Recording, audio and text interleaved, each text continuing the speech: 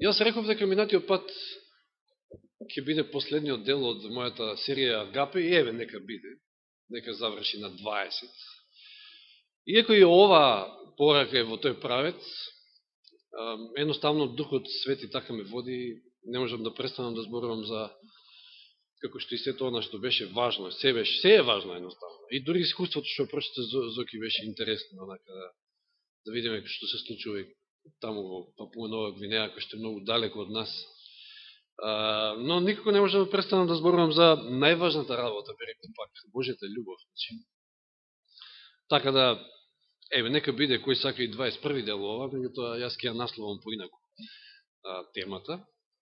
Нема да биде веќе Агапе, но се чувствував некако должен да прочитам делови од цитатите од Духот на пророштвото, затоа што повеќе не провејуваа толку многу ни сите овие делови кои што ги имавме, повеќе се државме на Библијата и стиховите, што не е лошо, значи тоа е сосема во ред.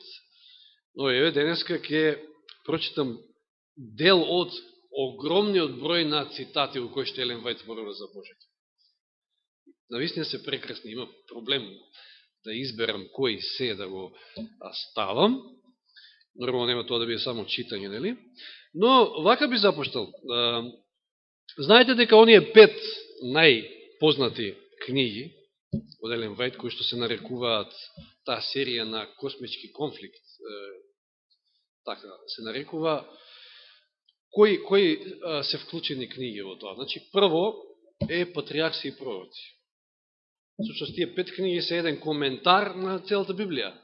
Патриарси и пророци, кои што започнува, нели, од создавањето, падот во грев Адам и Ева и така натаму.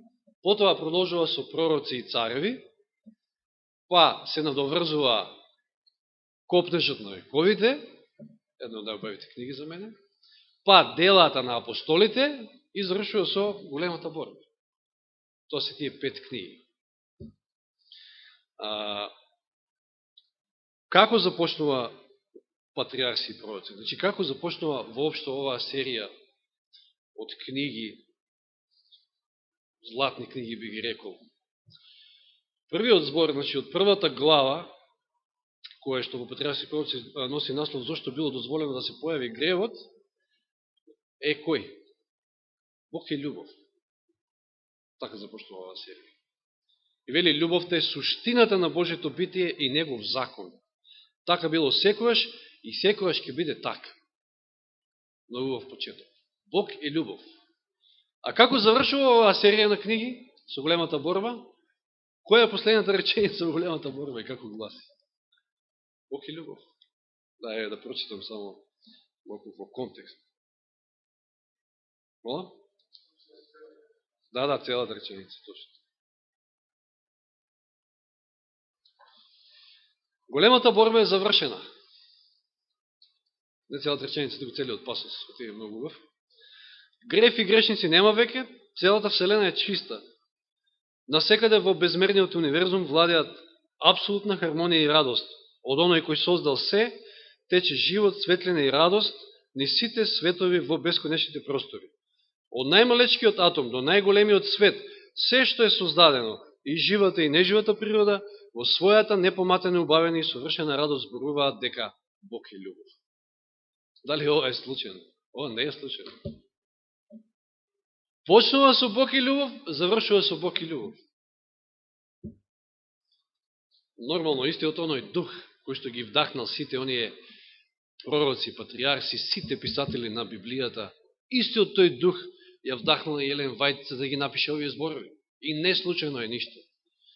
Наистина Бог е љубов.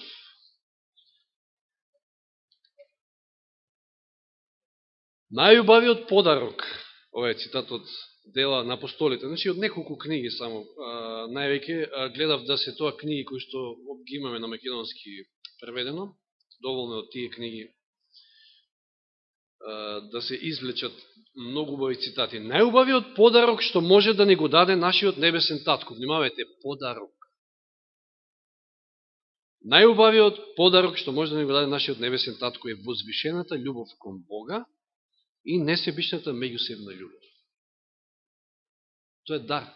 Таа љубов агапе е дар, исто како што е дар и верата и култури работа. Спасението е дар. Тоа ние не го имаме сами по себе, тука тоа е дар. Значи, љубовта кон Бога и љубовта меѓусебна. Таа љубов не е некоја моментална побуда, знаете, како што се нешто на овој свет се нарекува љубов. Чувства. Час ја има, час ја нема. Час те сакам, час не ми требаш. Или како што велише брат Винко во една прилика, вика оваа песна од Турбо Фолк, вика волеќу те, убичу те, вика. У тој стил се вика. Да, значи, таа љубов не е некоја моментална побуда, не е чувство, туку божествено начело. Збориме за агапе љубовта, вистинската, божествена. Постојана сила, вика е тоа. Таа не може да се роди во едно непосветено срце. Имавате, како се излеваше Божјата љубов во нас? Преку изливањето на Духот Свети. А за да се излие Дух Свети кај некого, вие мора да сте наново родени, така се раѓате од озгора. Со вода, ама и со Дух. Значи, таа не може да се роди во едно непосветено срце. Таа е присутна само во срцето во кое владее Христос.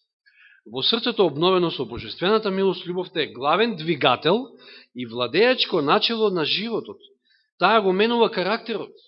Видите колко е значајна љубовта.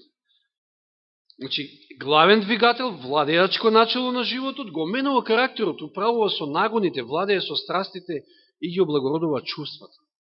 Неговата негувана во душата, значи таа љубов, го разубавува животот и врши благородно влијание врз целата околина. Затоа рекол Исус во Јован 13:35, по тоа сите ќе познаат дека сте мои ученици. Пошто? Ако имате љубов помеѓу себе. Затоа што видите, врши благородно влијание врз целата околина, значи здрачи просто од вас. Нешто ќе имаме добри меѓучовечки односи, туку тоа и многу лесно ќе го увидат другите. И по тоа ќе познаат дека сме негови вистински следбеници. Интересно, минатиот пат го проучувавме еден од најпознатите стихови, Јован 3:16, кој што гласи, зашто Бог толку го возлюби светот, што го даде својот единороден син, да секој што ќе поверува во него, а не загине, туку да има живот вечен. А знаете ли како гласи 1 Јованово 3:16? Пазите, Јован 3:16, па 1 Јованово 3:16, многу лесно се запомти. И Јован не е случајно, иако знаеме дека тоа нумерирање на глави на стихови дошло многу покасно после тоа, ама Јован не е случајно. Веројатно и тоа било водено од Божјата рака. 1 Јованово 3:16 вели, по тоа ја познавме љубовта, што тој го положи својот живот за нас, повторно врска со Јован 3:16, а и ние сме должни да ги положиме своите животи за браќата. Еве таа љубов, агапе, која што е се жртвува, спремна е да го даде и животот. Еве, за Јан Хус читавме со Вајлево, го даде својот живот за Христа. Го даде својот живот за другите, за доброто на другите, да ги запознае со Христа, со Евангелието. Тоа е таа љубов. Следен цитат од Христови параболи. Љубовта мора да биде начело на нашето дејствување. Таа е темелно начело на Божјето владење на небото и на земјата, а мора да стане темел и на христијанскиот карактер. Че љубовта е темелот. Затоа е најважна. Само љубовта може христијанинот да го одржи непоколеблив. Внимавајте сега на овие зборови. Јас би ги скокнал, ќе прочитам тој дел од цитатот малку покасно. Значи, љубовта мора да стане темел на христијанскиот карактер. И љубовта се покажува низ жртва. Оно што го прочитавме во 1 Јованово 3:16. Христос дал се за нас и сите што го прифаќаат него ќе бидат подготвени да жртвуваат се за својот откупител. Тој дал се за нас, таа љубов потикнува љубов кај нас, за да ние дадеме се за Христа. Немате тука, тоа е се или ништо. Неговата слава и чест, тие ќе ја стават на прво место. Славата и честа на нашиот Отец, на нашиот Бог, на прво место. Сега, она во контекст на Матеј 14 глава. Се извинувам, 24, на последните настави. Знаете ли дека љубовта е клучна за обстанокот, за нашиот обстанок во последната криза? Па, Ивана го прочита Матеј 24:13, ама јас ќе ги прочитам и 12 и 13. Во кој контекст е кажано оној кој што ќе претрпи се, ќе издржи до крај, нели, ќе биде спасен. Кој е контекстот? Матеј 24, 12 стих. Еден од знаците на последното време, меѓу другите, е и овој. И заради многу беззаконија, љубовта ќе олади кај мнозина. Заради многу беззаконија, значи гревот толку ќе преовладеа во последно време, што љубовта, како резултат на беззаконијата, ќе олади кај мнозина. И сега вели, а кој ќе издржи до крај? Во што? Во љубовта. Кој ќе издржи до крај? Нема да дозволи ни греови, ни ништо да го поколебаат и да ја нарушат таа љубов. Тој ќе биде спасен. Нормално, ова е во контекст, кажем, и на прогонство претходно се зборува, значи, како вие ќе издржите, ако кога ве гонат, ако, да речеме денеска, некој ќе ви изнервира, па му возвратите не знам како, а како утре кога ќе ве гонат, кога ќе ве мачат, вие ќе издржите во љубовта, па треба да го сакате својот непријател, треба да имате таа Христова, таа божествена љубов, инаку нема шанси. Значи, кој ќе издржи до крај во љубовта, тој ќе биде спасен. Видите колко е клучна љубовта. Еве Матеј 10:22, значи реков цитати, меѓутоа има и неколку стихови, нормално не може Библијата да се запостави. Матеј 10:22. И ќе бидете намразени од сите заради моето име, но кој претрпи до крај, тој ќе биде спасен. Значи, пазете, ќе бидете намразени од сите, а вие на таа омраза треба да возвратите со љубов, да издржите во љубов. Да, од своите домашни, од многу. И ќе видите во еден од цитатите, ќе видите дека кога таа љубов ќе пребива во нашите срца, во една средина како што е наша, во една црква, тоа го прави ѓаволот да беснее. Баш тоа. Едно вистинско единство на поврзаност, на љубов, на несебична љубов. Ќе прочитаме подоста малку. Значи, љубовта е темелна побожност, следен цитат. Темелна побожност.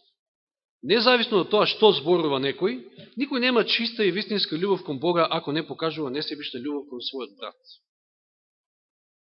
Меѓутоа, љубов не се стекнува само со обид да ги љубиме другите. Значи, ај сега ќе се обидуваме да ги љубиме, не знам, ова е ваков, ова е таков, не ми се допаѓа, ама ќе се обидувам, ќе ги прегнам сите сили да некако го сакам. Така не се добива таа агапе љубов. Неопходно е Христовата љубов да се всели во нашето срце. Кога нашето јас наполно ќе се загуби во Христа, че ние треба да умреме. Тогаш и љубовта ќе се појави спонтано, без ние да бидеме свесни за тоа. Тогаш кога во нашето срце постојано ќе се јавува желба да им помогнеме на ближните и кога на нашето срце ќе се покаже небесната светлина што ја исполнува нашата душа, ние ќе постигнуваме совршенство на христијанскиот карактер. Видите колко љубовта е битна. Љубовта го совршува христијанскиот карактер. Божјето срце копнее за своите деца на земјата со љубов, која е посилна од смртта. Нема, еве, Елен Вајд ги нашла тие зборови, така била инспирирана, нема ни зборови како да се опише таа божествена љубов, ама еве, напишала љубов која што е посилна од смртта. Давајќи го својот син во тој еден дар, тој ни го подарил целото небо. Животот на Спасителот, неговата смрт и посредување, службата на ангелите, заземањето на Духот, делувањето на Отецот над и преку сите, значи преку Синот, преку ангелите, преку Духот Свети, непрекинатиот интерес на небесните суштества, сето тоа е ставено во служба за откуп на човекот. Замислите си, целото небо е ставено во служба за откуп наш. Неверојатно, тоа е таа љубов. И сега вели еден цитат од Коптеж на вековите. Љубовта кон човекот е земски израз на љубовта кон Бога. Тие две се поврзани, па нели? Првата и втората плоча. Люби го Бога и люби го ближни. Не може тоа да биде одделно. Ја не го сакам ближниот, ама го сакам Бога. Не иде. Значи, љубовта кон човекот е земски израз на љубовта кон Бога. Царот на славата стана еден со нас, за да ја всади таа љубов во нас. Значи, меѓу другото и тоа телотворување Христово беше во правец за да ја всади таа љубов во нас, за да можеме ние да го разбереме како Бог.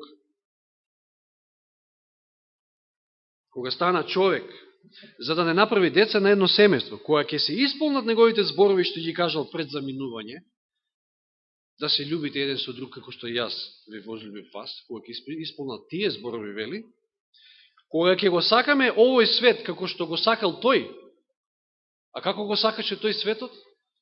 Толку го возлюби светот, што го даде својот син.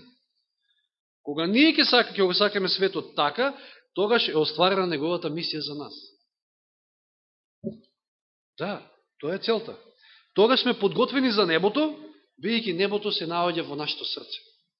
Че ние треба да го сакаме светот, сите, вклучувајќи и тука и не знам и багабонти и вакви и такви, не знам какви хомосексуалци, било кои. Љубовта е кон сите.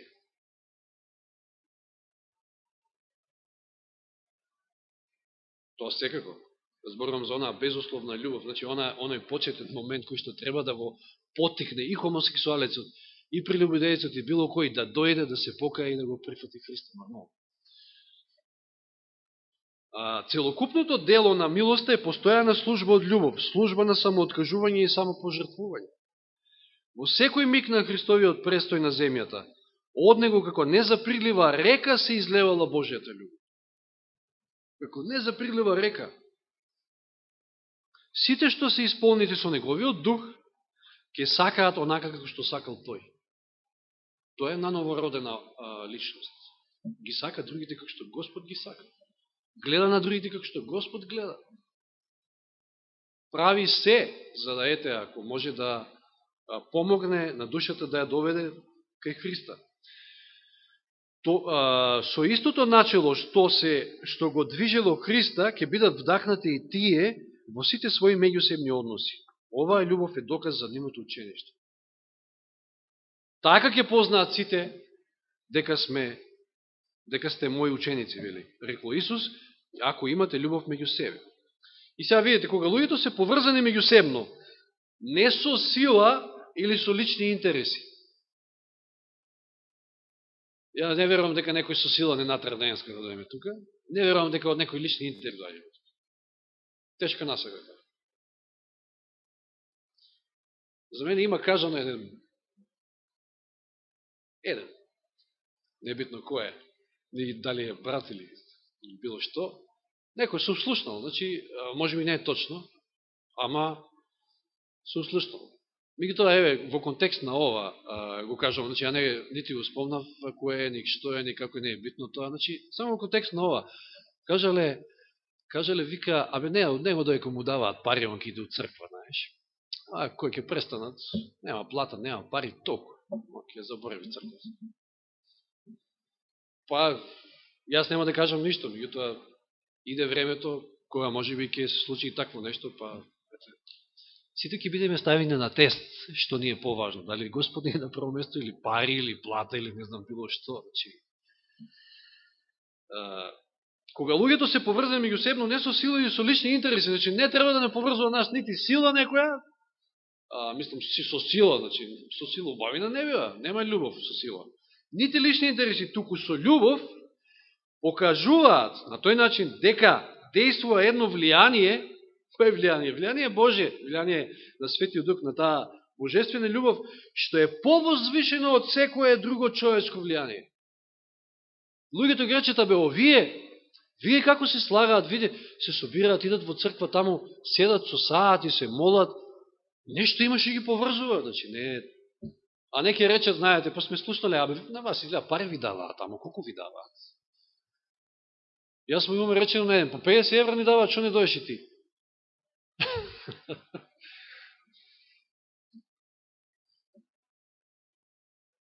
Значи, таму каде што постои такво единство од љубов, значи таа вистинска љубов, тоа е доказ дека во човечкиот род е обновен Божиот лик и дека им е всадено ново животно начело. Тоа покажува дека во божествената природа постои сила што може да им се спротистави на природните сили на злото и дека Божијата милост ја победува себичноста, својствена на природата на човечкото срце. Ови што луѓето во светот се поврзуваат од себични интереси. Некоја корист од, не знам, бил добивка, што партија. Па највеќе од луѓето идат во партија, и тоа во владеачката, има некои врти капи. Што јас ги знам, да. Точно. Уствари не знам, ама како и да е, подобро е да ви даваат 50 евра, да дојдете да слушате Божја реч од таму. Значи, да завршам мислата овде, значи, Божјата милост ја победува себичноста, својствена на природата на човечкото срце. Ова е љубов, покажана во црквата, таква љубов, сигурно ќе предизвика бес кај сатаната. Тоа е оно што тој највеќе него сака. Такво единство, па Исус самиот се моли за единство на едни квалитетни меѓучовечки односи, кај што владее таа агапе љубов, не себична, безусловна, кај што не врзува ништо освен Бог, а не некои себични, не знам какви интереси или било што.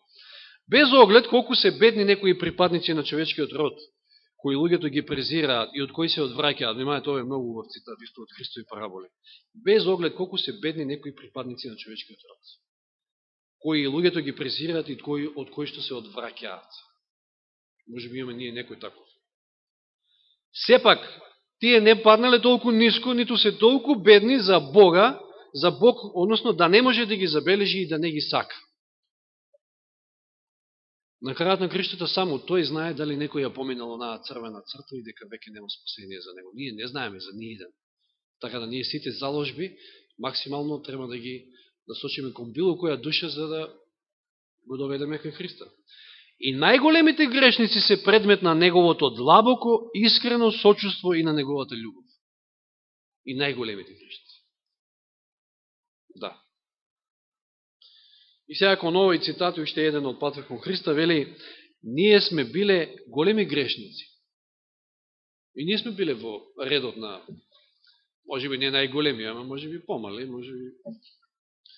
Ние сме биле големи грешници, но Христос умрел за да може да ни биде простено. Било доволно да му ги изнесе на својот Отец заслугите на својата жртва во наша корист. Така се спасуваме. Според неговите заслуги. Оние на кои најмногу им простил, извинувам, ќе го љубат најмногу. Докаже за тоа Марија Магдалена, нели? Оние на кои најмногу им простил, ќе го љубат најмногу и ќе стојат најблизу до неговиот престол да го слават заради неговата голема љубов и неизмерна жртва. Марија Магдалена, како Исус си простил, и тоа колку пати таму истерувал демони од неја, таа потоа веќе до крај него оставила, била најверна негова следбеничка, прва отрчала на гробот во неделата.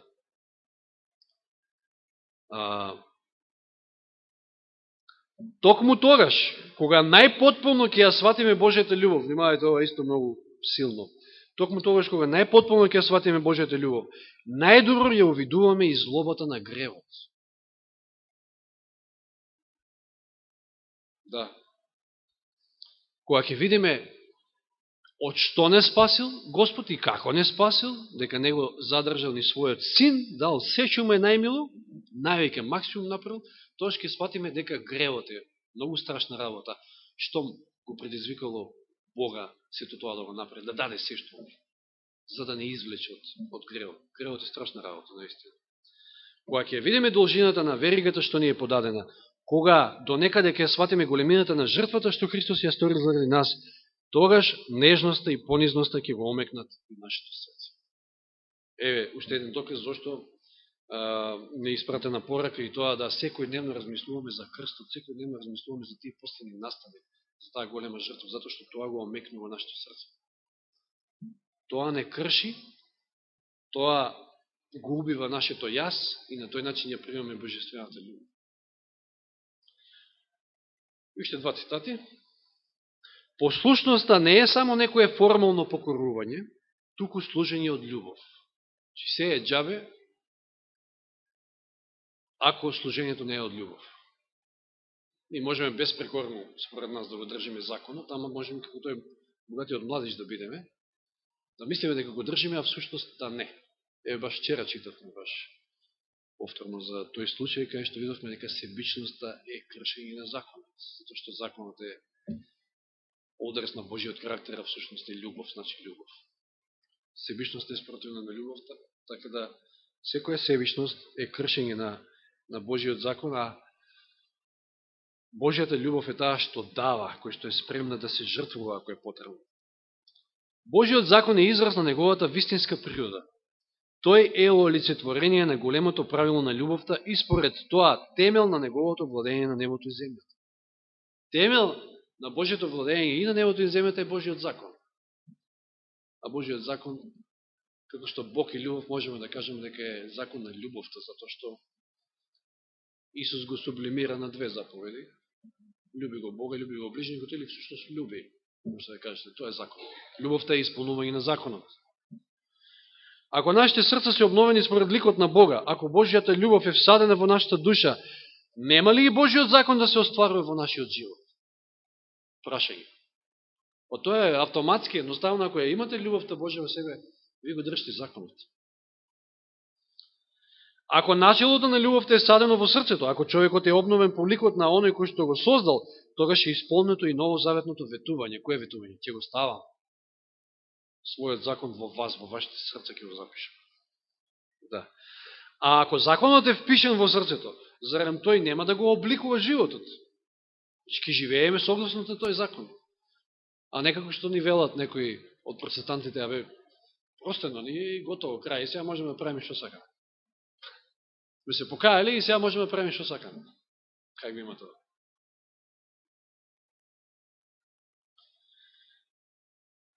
Послушноста, служењето и верноста од љубов се вистински знак дека сме негови ученици.